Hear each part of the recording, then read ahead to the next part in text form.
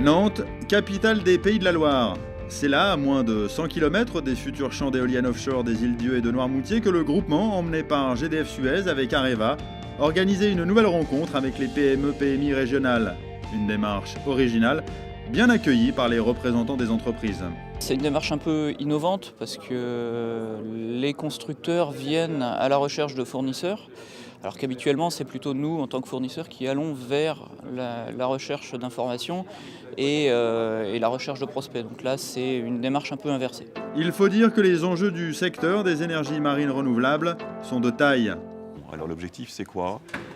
C'est faire un projet made in France, comme on l'a dit. Faire en France pour les parcs français, mais faire en France aussi pour exporter. Parce que l'union fait la force, les entreprises des Pays de la Loire se sont regroupées au sein de Neopolia, un cluster organisé autour de plusieurs directions d'activités stratégiques, les DAS, une façon pragmatique de répondre aux défis des nouveaux marchés. Si les entreprises ont déjà pour certaines une bonne expérience du domaine naval, le domaine des EMR est beaucoup plus exigeant, beaucoup plus ambitieux.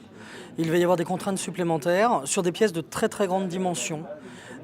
Et cette connaissance mutuelle très amont va permettre justement aux entreprises de déjà se positionner, d'envisager les investissements nécessaires pour répondre aux besoins du groupement.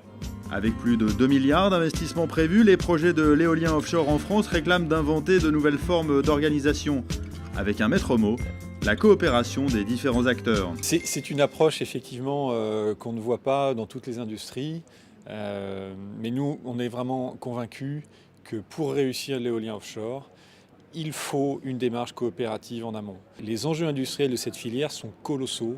Les volumes, les enjeux de logistique, les enjeux d'aménagement portuaire sont absolument gigantesques. Et on a vraiment besoin de travailler tous ensemble, chacun à son niveau, pour réussir ces défis. Si les partenaires se doivent de faire preuve de créativité dans le pilotage de ces projets, c'est que l'enjeu de la filière française de l'éolien en mer dépasse très largement le cadre hexagonal. L'éolien offshore, aujourd'hui, c'est 7000 MW installés. C'est 6000 en Europe et 1 gigawatt, 1000 MW en Chine. En 2020, on parle de 20 à 40 gigawatts. On parle de potentiel significatif dans la zone Asie-Pacifique, en Amérique du Nord aussi. Donc c'est vraiment un secteur qui est en train de décoller. La France a l'opportunité de se positionner sur ce secteur.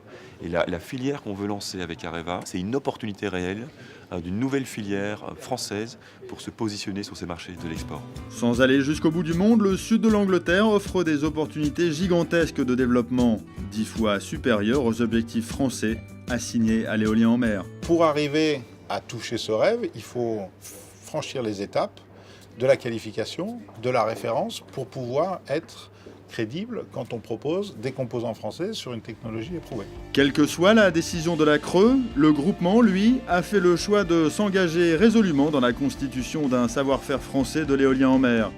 Une filière orientée à l'export.